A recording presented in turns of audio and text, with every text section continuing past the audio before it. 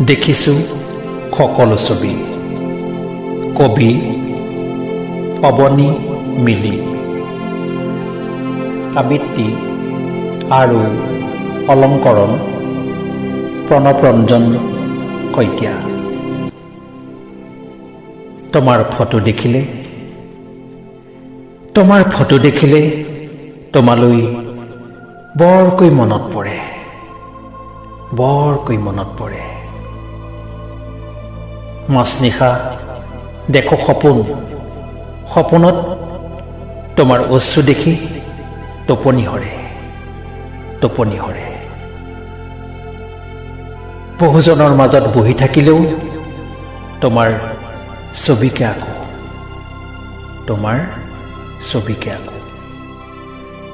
পাহাৰত চৰাই থকা গছবোৰ কাটি পেলোৱাৰ বাবে দুখতে পিয়াহত পানী পি এজাক অচিন চৰায়ে চকু পানী টকা দেখোঁ। সন্ধিয়া এন্ধাৰত এগৰাকী মাকে তাই সন্তানক নিচুকাই থকা জানো। বহুত দিন বৰষুণ হাজিৰা পোৱা নাই। ভোকত সন্তানে টোপনি নোযোৱা কথা জানো। গাঁৱৰ দুখীয়া মানুহে চৰকাৰৰ বিনামূলীয়া চাউল পাই পথাৰত খেতি কৰিবলৈ নোযোৱা কথাও জানো। ট্ৰেক্টৰৰ আশাত ঘৰে ঘৰে গৰু ম'হ নোপোৱা হ'ল, এই কথাও জানো। বৰষুণ দি থাকিলে বাৰিষাৰ ঢল আহি মথাউৰি ছিগা কথাও জানো। দুখীয়া খেতিয়ক মানুহে মথাউৰিৰ ওপৰত তম্বু সাজি নানা কষ্টেৰে থকা কথাও জানো।